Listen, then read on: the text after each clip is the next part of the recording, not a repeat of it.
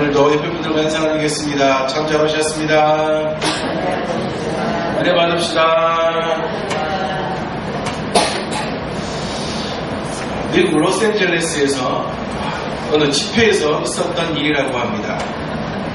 사회자였는지 설교자였는지 어느 한 분이 그 집회를 섬기는 스태프들과 약속을 한 다음 어떠한 신호를 딱 보내자 갑자기 전기 스위치가 딱 내려지면서 큰 넓은 체육관에 불이 딱 꺼지고 말았습니다. 깜깜해졌겠죠. 그때 이 사람이, 이 사회자가 손에 들고 있던 성냥을 탁 키더니 자기가 준비한 촉초에 불을 붙였습니다. 그리고는 사람들에게 말하기를 준비해 오신 촛불이나 준비해 오신 성냥이 있으시면 모두 함께 불을 붙입시다 라고 이야기했습니다. 그랬더니 사람들이 준비해온 초나 아니면 자신이 들고 있던 성냥이나 그런 불을 붙일 수 있는 도구에 하나씩 한 명씩 불을 붙이기 시작했습니다. 그 체육관에 앉아있던 수많은 사람들이 초나 성냥이나 여러 가지 도구들로 불을 붙이기 시작하자 갑자기 순식간에 깜깜했던 체육관은 환하게 밝아졌습니다. 그때 이 사회자가 이야기했습니다. 여러분, 우리 한 사람이 들고 있는 이 초 하나, 성냥 하나는 그리 밝지 못합니다. 아주 약한 불입니다. 그러나 이 불이 모여 있으니 이 체육관도 밝게 밝힐 수 있습니다. 라고 이야기했다. 여러분, 사실 작은 불 하나 있을 때에는 그렇게 밝게 주위를 밝히지 못하나 이 작은 불들이 모이면 어두운 것을 아주 밝게 비칠 수 있다는 것입니다. 여러분, 우리가 하나님을 믿으면서도 그리고 또한 그 하나님은 크신 하나님이심을 우리가 확신하며 믿음 가운데 살아가면서도 그럼에도 불구하고 우리의 삶이 늘 승리하는 삶을 살아가지 못하는 이유가 무엇일까요? 하나님을 믿는데, 우리 하나님은 크신 하나님이심을 믿는데, 우리 하나님은 우리의 삶을 언제나 인도하시는 하나님이심을 믿는데 그럼에도 불구하고 우리의 삶이 매일매일의 삶이 승리하지 못하는 이유가 무엇이겠습니까? 그것은 우리가 아직이라고 생각하기 때문입니다. 아직 믿음이 적어서 또는 아직 나는 예수님의 사람이 덜 되어서 라고 생각합니다. 지난주에 말씀대로 예수님께서는 우리에게 말씀하시기를 너희는 세상의 소금이요 빛이다 라고 말씀하셨습니다. 그런데 우리는 이 말씀을 받을 때 그렇게 생각한다 말씀드렸죠. 그 말씀이 맞기는 맞으나 어떻다고요? 아직 나한테는 적용이 되지 않는다고 생각을 합니다. 아직까지는 좀 모자란다고 생각합니다. 소금이 되어가고 있다고 생각을 하고요. 빛이 되어가고 있다고 생각하거나 아니면 이제 불 붙이려고 하는데요. 이제 불 좀 붙이려고 하는데요. 라고 생각하고 살아갑니다. 그러나 분명히 예수님께서 말씀하셨습니다. 예수 그리스도를 구주로 영접하는 자 그리고 그 십자가의 은혜를 누리는 자 그리고 주님의 그 은혜로 인하여 우리의 모든 죄가 씻음 받았다는 것을 믿는 자 그 보혈의 능력을 믿는 자 예수 그리스도를 나의 구주로 영접하는 모든 사람은 예수님께서 뭐라고 말씀하셨다고요? 소금이다 빛이다 라고 말씀하셨습니다. 여러분 예수님을 믿으십니까? 예수님께서 나의 구주 되심을 믿으십니까? 나는 날마다 예수님의 이름으로 살아가십니까? 그렇다면 우리는 세상의 소금입니다. 그렇다면 우리는 세상의 빛입니다. 하나님께서는 어두운 시대가 올 때마다 그 시대를 다시 새롭게 하시기 위하여 하나님의 사람들을 세우신 것을 봅니다. 아담과 하와가 하나님이 약속하신 절대로 먹지 말라 하신 선악을 알게 하는 나무의 열매를 먹어 죄가 그들 가운데 들어온 후 하나님께서 하나님의 첫사람들의 공동체를 다시 새롭게 하시고 그들을 통하여 하나님이 기쁨을 받으시기 위하여 예배자 아벨을 세우셨습니다. 그리고 또한 하나님을 모르고 죄로 가득 찬 세상 속에 하나님께서 더 이상 참지 않으시고 세상을 멸하시기로 작정하신 다음에도 하나님은 다시금 새롭게 하나님의 나라를 세우시기 위하여 노아라는 사람을 택하셨습니다. 사람들이 자기가 잘난 줄 알고 자기가 더 높아지려고 바벨탑을 쌓는 그것을 보시고 그들을 다 흩으신 다음에 더 이상 그들에게 희망이 없는 것처럼 하나님께서 그들을 실망하시면서도 다시 하나님의 민족을 일으킬 하나님의 사람 아브라함을 택하시고 세우셨습니다. 하나님은 이처럼 무너져가는 시대마다 새로운 사람들을 세우신다. 아니 그 시대만 병든 것이 아니라 하나님을 가장 잘 섬겨야 했고 하나님께 백성들이 나오는 것을 인도하고 백성들을 대신하여 하나님께 예배해야 했던 제사장마저 타락한 시대였던 엘리 제사장 시대에 하나님께서는 그 시대를 새롭게 하시기 위하여 사무엘이라는 선지자를 세우기도 하셨습니다. 하나님은 이처럼 항상 어두운 시대, 빼역한 시대, 무너져가는 세대마다 그 시대를 새롭게 하고 하나님의 역사를 새롭게 일으킬 하나님의 사람들을 세우셨다.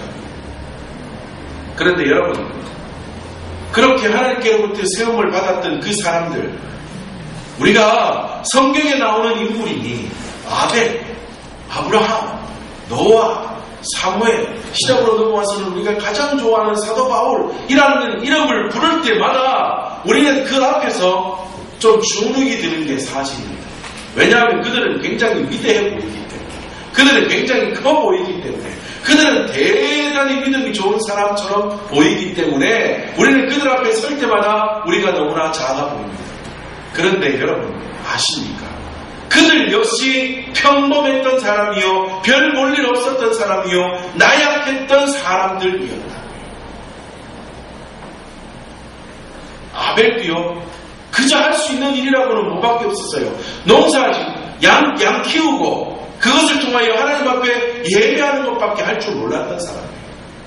노아, 별로 할 것이 없었던, 별로 내세울 것이 없었던 사람이에요. 만약 그가 당시에 명망 높고 훌륭한 사람이었다면 그가 저 산 위에서 방주를 지을 때 사람들이 노아를 보고 따라왔을지도 몰라요. 그런데 사람들은 그 노아를 향해서 뭐라고 했다고요? 손가락질을 하며 그를 놀리기도 했습니다. 아마도 노아도 그 당시에 그렇게 사람들 사이에서 그렇게 명망 높거나 많은 것을 가지거나 그렇게 권위 있는 그러한 것들을 가지지 못한 사람이었던 것 같습니다. 아브라함도 그렇습니다. 전에도 말씀드린 것처럼 아브라함이요, 그의 아버지가 우상을 만들어 팔던 사람이었다. 별로 하나님과 그렇게 상관이 없었던 인물이었다. 사무엘은 어떻고요? 그의 어머니가 그를 기도하여 낳기는 하였지만 아주 어릴 때부터 하나님의 성전에 가서 엘리 제사장을 섬기고 하나님의 성전의 일들을 돕는 아이가 되었다. 그 아이, 몇 살 되지 않은 그 아이, 소년이라고 말하기도 어려운 아주 어린 아이, 뭐 할 수 있었겠냐고요. 이렇듯 하나님이 세우신 모든 사람들, 별 볼 일 없는 사람들이었습니다. 약한 사람들이었습니다. 사사시대로 넘어가면 사사들, 하나님이 부르신 사사들, 우리가 너무나 잘 알고 있는 기도원이라고 하는 사사는 겁도 많고 할 것도 없고 정말 그 마음속에는 그저 뭐라 그럴까요? 소외감이나 아니면 자격지심만 가득 차 있었던 그런 사람들이에요. 이처럼 별 볼 일 없고 약하고 너무나 보잘것없는 사람들이었지만 하나님이 그들을 뽑으셔서 그들을 하나님의 역사에 사용하셨다. 그런데 그들 가운데 여러분 하나 공통점들은 있었습니다. 세상적으로나 겉으로 드러나는 것이나 아니면 여하튼 세상적으로 취급해 줄 수 있는 그러한 좋은 것들은 그들에게 없었지만 그들에게 공통적으로 있었던 단 하나 있었는데 무엇인가 하면 그들은 하나님을 향한 마음 하나만을 가지고 있었습니다. 아벨은 하나님을 예배하고 싶은 마음 하나만 가지고 있었다. 노아 하나님의 마음에 합한 의인이었다. 아브라함 하나님을 잘 모르기는 하나 말씀이 들려질 때 그 말씀대로 따라가고자 하는 마음 그 하나만은 있었다. 사무엘 어린아이라 무언지 잘 모르기는 하지만 나중에 엘리 제사장이 가르쳐준 대로 하나님의 말씀이 임할 때에 예 하나님 제가 여기 있습니다. 저에게 말씀해 주십시오 라고 대답할 정도로 하나님을 향한 마음이 가득 차 있었던 사람이었습니다. 세상적으로 보거나 물질적으로 보거나 아니면 평판적으로 볼 때는 별 볼 일 없고 나약한 사람들이었지만 그의 신령 가운데에 하나님을 향한 마음만은 가장 뜨겁게 일어나고 있었던 그들이었다. 그래서 하나님은 그들을 택하신 것이고 그들을 통하여서 하나님의 역사마다 하나님의 때때마다 새로운 하나님의 백성들과 새로운 시대를 여는 그 일에 그들을 사용하신 것입니다. 우리는 어떠합니까? 우리도 동일합니다. 여러분, 우리가 하나님 앞에 서 있을 때 우리가 무엇 하나님 앞에 이 세상에 무엇 내세울 것 있습니까? 하나님이 너희들 우리에게 말씀하십니다. 야 너희들 내게 보일 것 하나 가지고 와봐 라고 말씀하실 때 우리가 무엇 들고 갈 수 있겠습니까? 하나님 저 다른 것 없고요.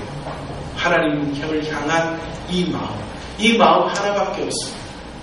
하나님 아직 부족하고 아직 연약하지만 그래도 하나님 앞에 나와 예배하고자 하는 마음, 하나님을 높이고자 하는 마음, 하나님을 인정하고자 하는 마음, 하나님 말씀대로 살아가고자 하는 이 마음 하나밖에 하나님 앞에 드릴 것 없습니다.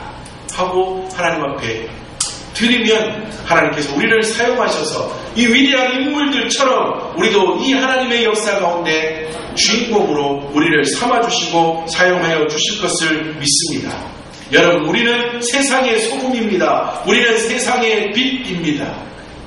이제 소금이 되어가야 하고 이제 빛이 밝아져야 하는 존재가 아니라 우리는 이미 세상의 소금이요 우리는 이미 세상의 빛입니다. 하나님 우리를 들어주시고 우리를 사용하여 주고 계신다는 것, 우리가 지금 살아가고 있는 이 삶이 바로 하나님의 역사에 쓰임받고 있는 사실이라는 것을 믿고 날마다 그 하나님을 의지하며 살아가실 수 있는 우리 모든 믿음의 식구들 되시기를 주님의 이름으로 축복합니다. 베드로전서 2장 9절 말씀에 너희는 택하신 족속이요 왕같은 제사장들이요 거룩한 나라요 그의 소유가 될 백성이니 이는 너희를 어두운 데서 불러내어 그의 기이한 빛에 들어가게 하신 이의 아름다운 덕을 선포하게 하려 하심이라 라고 말씀하고 있습니다. 여러분, 말씀하시기를 우리를 보시면서 하나님이 우리는 하나님의 택하신 사람이랍니다. 우리가 왕이랍니다. 우리가 제사장이랍니다. 우리가 거룩한 나라랍니다. 우리가 하나님의 소유된 백성이랍니다. 우리가 예수 그리스도를 믿는 그 순간 우리는 세상의 소금이요 빛이며 우리는 왕이요 제사장이며 하나님의 소유된 백성이요 우리가 하나님의 거룩한 나라입니다. 그러므로 우리는 그렇게 살아가야 하는 것입니다. 우리가 해야 될 일은, 우리가 살아야 될 삶의 모습은 소금으로, 빛으로, 왕으로, 제사장으로, 거룩한 나라로, 하나님의 소유된 백성으로 살아야 하는데, 그래서 그 삶을 살아가는 가운데에 우리가 날마다 승리하며 날마다 하나님 앞에 영광 올려드리며 살아야 하는데, 말씀드린 대로 우리가 그렇게 살아가지 못하는 이유가 뭐라고요? 그렇게 되려고 노력하고 있는 우리의 모습 때문에 빨리 소금 돼가지고 빨리 빛이 돼가지고 다시 말하면 신고하려 하면 뭐예요? 빨리 믿음 좋아져가지고 내가 아이고 뭐 해야 될 긴데 맨날 그것만 생각하면서 제자리 걸음만 합니다. 우리 예전 저도 다닐 때로 국민학교 있으니까 국민학교 때 아침 조회 나가면 제자리 걸음 얼마나 많이 합니까? 줄 쫙 세워놓고 줄 바로 세우려고 제자리 걸음 시작하면 제자리에서 계속 걷잖아요. 아니 제자리 10분이고 20분이고 걸어봐야 뭐예요? 제자리인데 계속 제자리. 근데 우리가 때때로는 믿음 생활이 그러할 때가 있다. 믿음이 좋아져야 될 텐데 내가 세상의 소금이 돼야 될 텐데 내가 세상의 빛이 돼야 될 텐데 계속 그것이 돼야 된다고 하면서 계속 제자리에서 맴 돌아가고 있는 것이 때때로 우리의 모습이라는 것입니다. 이제 그 생각 다 벗어버리시기를 바랍니다. 우리는 예수 그리스도를 믿는 그 순간 우리는 세상의 소금입니다. 그렇게 살아야 합니다. 우리는 세상의 빛입니다. 세상의 빛을 비추며 살아야 합니다. 우리는 왕입니다. 우리는 제사장입니다. 우리는 거룩한 나라입니다. 우리는 하나님의 소유된 백성입니다. 그러므로 우리가 살아가는 것이 소금의 삶이요 우리가 살아가는 것이 빛의 삶이요 우리가 살아가는 것이 왕이요 제사장의 삶이라는 걸 기억하시면서 날마다 그 삶을 살아가시며 그 삶으로 인하여 승리하는 인생 살아가실 수 있는 저와 우리 모든 믿음의 식구들 되시기를 주님의 이름으로 축복합니다. 우리는 세상의 빛입니다. 우리는 숨겨질 수 없습니다. 지난주에도 잠깐 말씀드린 대로 예수님께서 이 오늘 본문을 말씀하시면서 너희는 세상의 빛이라 산 위의 동네는 숨겨지지 못한다라고 말씀하셨어요. 여기서 말하는 산 위의 동네는 고대 중동지방에 마을이나 성을 형성할 때에 마을이 좀 높은 곳에 지어져 있는데 그것을 다른 종족이나 다른 마을이 차지하기 위하여 전쟁을 하러 갔다가 이기게 되면 그 무너진 것 위에 토대를 쌓고 다시 마을을 형성하고 또 그 다음에 전쟁을 하게 되면 그 또 무너진 토대 위에 또 다시 마을을 짓고 하다 보니 그 마을이 형성된 곳이 점점 안 그래도 언덕 위인데 점점 더 높아져서 좀 세월이 지나면 마치 산 위에 있는 동네처럼 보여지게 된다. 그래서 그것을 텔이라고 말하고 그 마을 이름들을 텔 다음에 뭐라고 해서 우리도 잘 가끔 듣는 텔 아비브 이런 동네가 그러한 그 뜻에서 유래된 마을들이라고 이름들이라고 지난주에 말씀을 드렸습니다. 그래서 언덕 위 또는 산 위에 있는 동네를 말하며 이 동네가 어떻게 된다고요? 숨겨지지 못한답니다. 여기서 말하는 숨겨지지 못한다는 말은 숨길라 했는데 이게 아니라 그 산 위에 있는 마을이기 때문에 누군가가 보려고 노력 안 하고 찾으려고 노력 안 해도 어떻게 된다고요? 자동적으로 보여지고 자동적으로 발견된다. 이 뜻이라고 말씀드렸습니다. 그러면 너희는 세상의 빛이라 말씀하시고 산 위의 동네가 숨겨지지 못할 것이니라 라는 이 말씀을 왜 이어서 말씀하셨느냐. 산 위에 있는 동네가 찾지 않으려 해도 찾아지고 보지 않으려 해도 보여지는 것처럼 너희는 세상의 빛인데 너희 빛된 너희들의 삶은 무엇이다? 세상 사람들이 보지 않으려 해도 자동적으로 보이고 찾지 않으려 해도 자동적으로 찾아지는 너희들의 모습이다. 너희들의 빛도 숨겨질래야 숨겨질 수 없는 것이다 라고 말씀하시는 것입니다. 우리는 세상의 빛이다. 자, 그런데 지난주 말씀드린 대로 여기서 말하는 빛은 우리 자체가 빛을 낼 수 있다고 말씀드렸습니까? 안 된다고 말씀드렸습니까? 우리 자체로는 빛을 낼 수 없다고요. 주님의 빛, 그 빛이 우리 가운데에 임하여 또 지난주에는 반사체라고 말씀드렸는데 그냥 막연히 반사체라고 하면 거울을 생각하면 어떻게 돼요? 그냥 오면 빛만 띠용띠용 하고 반사되잖아요. 이 또 일주일 동안 다시 생각하다 보니까요. 반사체라고 말하기에도 좀 그래요. 엄밀히 말하면 이상한 물질을 우리가 가지고 있다라고 생각하는 거예요. 주님의 빛이 우리 가운데 임하였는데 그 빛이 우리 가운데 임하며 그 빛이 더 큰 빛을 발하여서 우리 가운데서 자동으로 빛이 흘러나가요. 뭐라고 설명하면 좀 더 쉬울까요? 어떠한 물질이 좀 특이한 물질이라는 거예요. 여하튼 빛이 우리 가운데 임하였는데 우리 가운데서 그 빛이 임하자 우리 가운데서 더 큰 빛으로 변화해서 자동적으로 가만히 있는데도 빛이 우리 가운데서 뿜어져 나가게 된다는 것입니다. 우리 자체로 발광하는 것이 아니라 우리 자체로 빛을 내는 것이 아니라 주님의 빛이 우리 가운데 임하여 그 빛이 비춰진다. 그러므로 우리는 가만히 있어도 빛된 우리들은 이 세상 가운데서 숨겨질 수가 없다. 지난주에 말씀드렸죠. 주님께서 말씀하시기를 내가 거룩하니 너희도 거룩할지어다. 여기서 말하는 거룩이라는 말은 구별이라는 말인데 너희들 세상 가운데서 구별된 삶을 살아라 라고 말씀하셨는데 여러분 빛된 우리들은 세상 가운데 나라가 서 있기만 하면 자동적으로 구별된다. 그렇죠? 왜냐하면 세상 사람들과 다르기 때문에 좀 다르게 살아가기 때문에 그들이 믿는 것을 우리가 믿지 않고 그들이 믿지 않는 것을 우리가 믿고 그들이 무서워하는 것을 우리는 무서워하지 않으며 그들이 무서워하지 않는 것을 우리는 무서워하는 거죠. 뭔가가 좀 다르잖아요. 뭔가가 좀 반대되는 것처럼. 그러므로 그들 가운데 나아가 우리가 딱 서 있기만 하면 우리는 자동적으로 빛이 비춰지기 때문에 구별되어진다.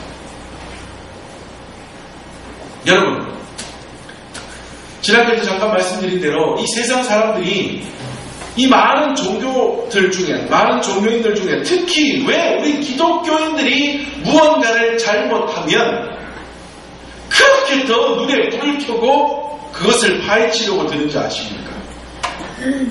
왜 교회 다니는 사람이 특히 어떤 범죄를 저지르거나 어떤 사기 행각을 하거나 이러면 일반 사람들이 사기하거나 범죄를 저지르는 것보다 더 눈에 불을 켜고 그것에 달려들어요. 왜 그런지 아십니까? 한편으로 보면 미워서 그럴 수도 있겠지만 또 한편으로 보면 뭐라고요? 야, 너희들만큼은 안 그랬으면 했는데 무슨 말이에요? 기대감이 있었다. 세상 사람들이 우리 그리스도인들을 향하여 기대감을 가지고 있었다는 또 하나의 표징이에요. 다른 세상 모든 사람들은 그래도 교회 다닌다고 하는 너희들만큼은 예수 믿는다고 하는 너희들만큼은 그렇게 안 살기를 기대했는데 이 말이에요. 만약에 똑같은 마음을 가지고 있었다면 아니 교회 다니는 사람이 죄를 짓든 교회 다니는 사람이 사기를 치든 교회 다니는 사람이 부정을 저지르든 상관할 바가 뭐예요? 아무 상관이 없다. 그런데 왜 그렇게 신경이 더 쓰이고 왜 그렇게 더 파헤치고 싶은가 하면 그렇지 않기를 기대했었기 때문에 너희들만큼은 좀 깨끗하게 살았으면 하는 마음이 있었는데 정말 교회 다니는 사람이라면 사기 안 치고 정직하게 똑바르게 언제나 올바른 모습으로 살기를 바랬는데 아이고 너희들 왜 그러냐 라는 마음이 어떻게 표출되느냐? 욕하고 파헤치고 눈에 불을 켜고 쳐다보는 것으로 나타나는 거예요. 그래서 요즘 인터넷이나 보면 이제는 보통 TV에서도 그러잖아요. 기독교인들을 개독교인이니 기독교인들이 어떻니 저떻니 하는 말들을 들을 때마다 한편으로는 기분이 나쁘고 속이 상하지만 한편으로는 좀 그 기대에 부응하는 기대에 좀 마음에 드는 삶을 살도록 노력해야 되겠구나. 그러면서 또 한편으로는 세상이 우리 교회를 향해서 저렇게 기대를 가지고 있는 거야 라는 또 한편의 작은 희망과 기쁨을 가지게 되는 것입니다. 세상 사람들은 우리가 구별하려고 들지 않아도 자신들이 알아서 우리와 자신들을 구별해 줍니다. 그리고 너희들은 우리하고 좀 다르잖아.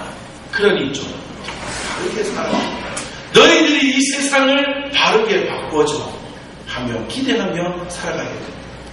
이것이 뭐라고요? 이것이 그들은 몰라서 하는 말인데 그것을 우리 표현으로 하면 성경 표현, 오늘 본문 표현으로 하면 뭐예요? 빛이라는 것이죠. 너희는 빛이잖아. 너희는 빛이잖아. 너희들은 자동으로 드러나는 빛 아니냐. 우리로 하여금 좀 보고 알게 해줘. 보고 따라가게 해줘. 바른 것이 무엇인지, 착한 것이 무엇인지, 잘 살아가는 것이 무엇인지 우리가 보고 좀 따라가게 해줘. 이것이 빛된 자의 삶의 모습입니다. 그 모습으로 살아가실 수 있는 저와 우리 모든 믿음의 식구들 되시기를 주님의 이름으로 축복합니다. 그러한 사람은요, 절대 내가 비친 것을 아는 사람은 그 빛을 숨기지 않습니다. 숨겨지지도 않을 뿐 아니라 숨기지도 않습니다. 그것을 예수님께서는 등경 위에 불로 그렇게 비유하고 있습니다. 사람이 불을 켜서 그것을 말 아래 두지 않는다고 말씀하십니다. 여기서 말하는 말이라고 하는 것은 곡식을 재는, 곡식의 부피를 재는 기구입니다. 약 8.7리터 정도의 그 곡식을 재는 기구라고 합니다. 우리나라는 말 한 마리면 10대죠, 10대. 그죠? 한 말. 이 10대 정도 되지 않습니까? 근데, 지금 우리나라나 이 고대 근동에 재는 것이나 지금 서양에는 이 말이 약 9리터 정도 된다고 합니다. 그러니까 다 비슷비슷한 그런 부피를 재는 기구인데, 여하튼 이 말이라고 하는 것은 큰 그릇 아니겠습니까? 큰 그릇. 올려보면 절구 정도 그렇게 되지 않겠습니까? 큰 그릇. 근데 재미있는 것은 이 예전에, 지금이야 주석책들이 많이 나와 있어서 그렇지만 예전에는 주석책도 별로 없고 할 때 이 본문을 읽고 어떤 목사님이 설교를 하시기를 등불을 켜서 말 아래 두지 않는다, 이것만 보시고 딱 설교하러 올라가셔가지고 타는 말이죠, 타는 말. 그 말로 생각하셔가지고 여러분 등불을 켜가지고 말 그 밑에다 두면 말이 얼마나 뜨겁겠습니까? 그러므로 절대 거기다 두면 안 됩니다. 이랬더니 듣고 있던 우리 성도님들도 아멘 하고 그랬던 일이 있었다고 합니다. 여기서 말하는 말은 뛰어다니는 말이 아니라 곡식의 부피를 재는 기구입니다. 자, 그런데 이 말 아래 둔다라는 말은 이 기구를 등불을 켠 다음에 그것을 덮는다는 것인지, 아니면 옆에 둔다는 것인지, 아니면 그릇을 세워둔 채로 그 안에 깊숙이 넣는다는 것인지 명확하게는 알 수 없습니다. 그러나 여러분, 깊숙이 넣어두든 아니면 등불을 켜고 그것을 덮어버리든 아니면 등불을 켜서 큰 기구 옆에 놓든 이 불은 온 방을 환하게 할 수 없습니다. 안에다 넣으면 천정만 환해질 것이요, 덮어놓으면 전혀 불빛이 나지 않을 것이요, 옆에다 두면 도리어 이 큰 기구가 그림자가 되어서 반대편은 더 깜깜하게 만들 뿐이라. 어디에 놓든 등불을 켜서 말 아래에 두는 것은 별로 지혜로운 일이 아니라. 특히 여러분, 이 고대 근동 지방에, 이 중동 지방의 집은요, 대문 같은 것을 열고 들어가면 이렇게 디귿자로 되어 있었다고 합니다. 그 중에 정면으로 보이는 것이 가족들이 함께 밥을 먹고 생활하는 공간인데, 신기한 것은 이 중동 지방의 집들은, 특히 옛날의 집들은요, 창문이 없었답니다. 창문. 그리고 대부분 옛날 우리나라처럼 흙이나 이런 것들로 벽을 삼았대요. 흙이나 이런 것들로 벽을 쌓아서 방을 만든 다음 창문도 하나 내지 않았으니까 낮에도 어떻게 되겠어요? 깜깜합니다. 특히 밤이 되면 한치 앞도 분간할 수가 없답니다. 그러므로 등불을 켠다는 거예요. 여기서 말하는 등불은 그렇게 밝은 등불도 아니에요. 올리브 기름을 어느 그릇에 둔 다음 심지를 만들어서 거기다 두고 불을 겨우 붙여놓은, 우리로 하면 옛날 호롱불 정도 됩니다. 그러한 불이기 때문에 그렇게 밝은 불빛도 아니에요. 그러나 신기한 것은 그 호롱빛, 불빛 같은 그 불빛만 있어도 아무것도 보지 못하여, 한치 앞도 구분하지 못하여 아무것도 할 수 없었던 그 방이 그래도 환해져 온 가족이 생활할 수 있게 됩니다. 그런데 이 등불을 켜가지고 어떤 큰 그릇으로 확 덮어버린다면 세상에 그보다 더 어리석은 일이 어디에 있습니까? 등불을 켠 사람은 절대 그렇지 않다. 등불을 켜면 어떻게 한다고요? 등경 위에 둔답니다. 우리나라도 옛날에 등경 같은 게 있었죠. 호롱불을 올려놓는 기구들 있지 않습니까? 좀 높은 곳에 올려놓으면 온 방이 봐. 너무 높아지면 또 밑이 깜깜해지잖아요. 그래서 정말 가장 지혜롭게 어느 정도 높이에 놓으면 방이 더 환해질 수 있는지를 다 재어서 그 등경을 만들어 그 위에 불을 올려놓게 되고 그 불로 인하여 온 방이 환하게 되고 불을 켜는 사람은 반드시 그렇게 숨기지 않고 덮어버리지 않고 등경 위에 두어 온 방에 불이 환하게 비치도록 만든다. 그렇다면 이 말씀을 하신 이유는 무엇입니까? 그리스도인 빛이 된 우리들은 우리의 빛, 하나님이 우리에게 주신 은혜, 우리 가운데 있는 주님의 빛을 숨기지 말라는 것입니다. 다시 말하면 그리스도인 된 것을 이 세상을 올바르게 만들 수 있는, 쉽게 얘기하면 너무나 좋은 재능을 우리에게 주신 것들을 숨기고 살지 말라는 것입니다. 드러내고 살라는 것입니다. 내가 그리스도인이요, 우리가 살아가는 이 모습이 올바르게 살아가는 삶이요, 예수 그리스도를 믿고 그분의 말씀대로 살아가는 것이 진짜 잘 사는 것입니다. 이 세상 가운데 드러내며 나타내며 보이며 살아가는 것입니다. 우리 그리스도인들이, 여러분, 지금 우리 한국교회 성도의 수가 많이 줄기는 했답니다. 지금 이제 약 800만 정도 된다고 합니다. 800만. 예전에 한참 많을 때 1200만까지 얘기했는데 지금 다 풀어서 800만 정도라고 하는데, 여기 800만 속에는 2단까지 다 속해 있으니까 우리 진짜 순수 기독교인들은 이보다 더 적다고 봅니다. 그러나 여러분, 800만 정도 되어도 우리 한국 전체 인구에 비하면 꽤 많은 수가 아닙니까? 800만. 800만의 기독교인이 있음에도 불구하고 이 세상이 정말 빛된 세상, 아름다운 세상, 행복한 세상, 정말 말씀이 온 땅에 선포되는 이 세상이 되지 못하는 이유가 무엇인지 아십니까? 숨기고 살기 때문에 그래요. 숨기고 살기.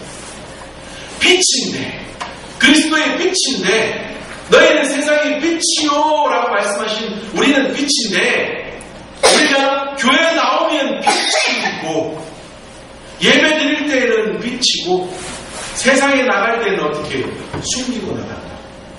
암막 커튼을 입고 빛이 밖으로 새 나가지 않도록 꽁꽁 싸매고 세상에 나가서 마치 누구처럼, 세상 사람처럼 똑같이 살아간다. 그러다가 다시 주일이 되면 교회 와서, 주님, 나는 미친데 그렇게 살지 못했네요. 용서해 주십시오. 하나님, 내게 이것이 더 필요하고 저것이 더 필요하고, 그렇게 예배드리고 또 하나님의 은혜를 받고 세상에 나갈 때는 또 꽁꽁 싸매고 나가. 그 삶이 계속 반복되니 그리스도인들이 800만이나 되어도 이 한국 땅에 선한 영향력을 끼칠 수 없다는 것이죠.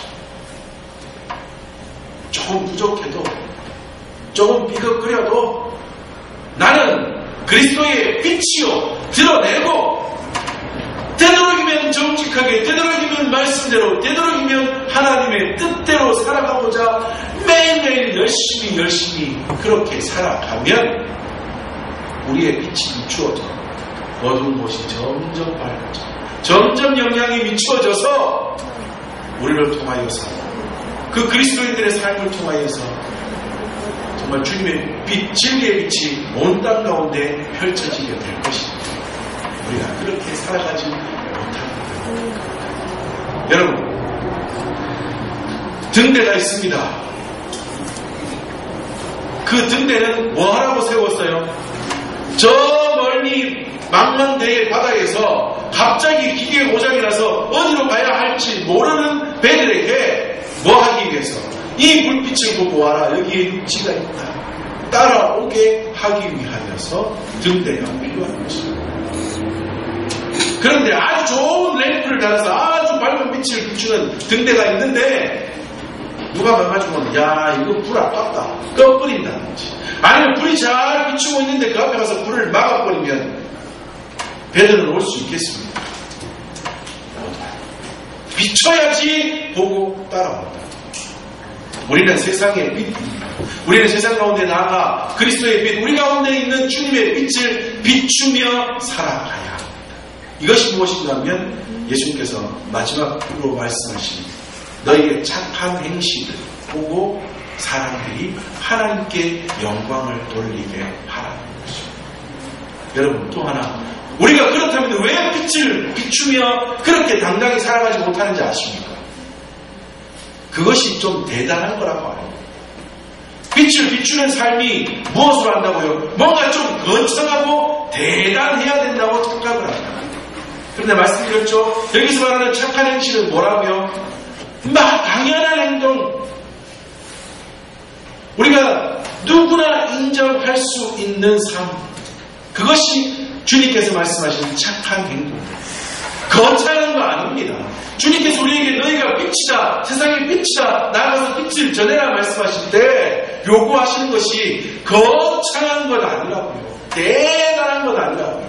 너희가 예수를 믿고 너희가 말씀대로 살아가는, 누구나 봐도 인정할 만한 맞는 행동, 착한 행동, 너희들이 살아가는 삶 그 모습 그대로 보여주어라, 비추어라고 우리에게 말씀하고 있는 것이에요. 그리스도인이라고요, 뭔가 대단한 것 해야 되고, 그냥 우리가 살아가는 모습, 이 모습을 세상에 비추면 되는 것이에요. 그들이 기대하고 있는, 말씀드린 대로 그들이 기대하고 있는 그리스도인으로서 살아가기를 기대하고 있는, 봤으면 하는 그 기대하는 그 모습대로 우리가 살아가면 돼요. 그러면 우리가 등대가 돼요. 우리가 불빛이 되어 그들이 우리를 보고 주님께로 따라오게, 나오게 되는 것입니다. 이것이 그리스도인의 빛된 삶. 이것이 하나님께서 우리 교회에게 주신 사명, 밝은 빛을 비추는 교회요, 밝은 빛을 비추는 성도의 삶. 우리 밝은 빛 성령교회, 그리고 밝은 빛 성령교회의 빛 대신 우리 모든 믿음의 식구들, 지난주 그리고 오늘의 말씀을 기억하시면서 우리는 세상의 소금이요, 우리는 세상의 빛이라는 것을 꼭 기억하시고 맛을 내는 삶, 빛을 비추는 그 삶을 살아 우리의 삶을 통하여 하나님 앞에 영광을 올려드리며, 또한 우리의 삶을 통하여서 이 세상에 선한 영향력을 끼치고 이 세상을 밝게 비추는 귀한 삶을 살아가시는 저와 우리 모든 믿음의 식구들 되시기를 주님의 이름으로 축복합니다. 아멘. 우리 시간 함께 기도합시다. 하나님, 우리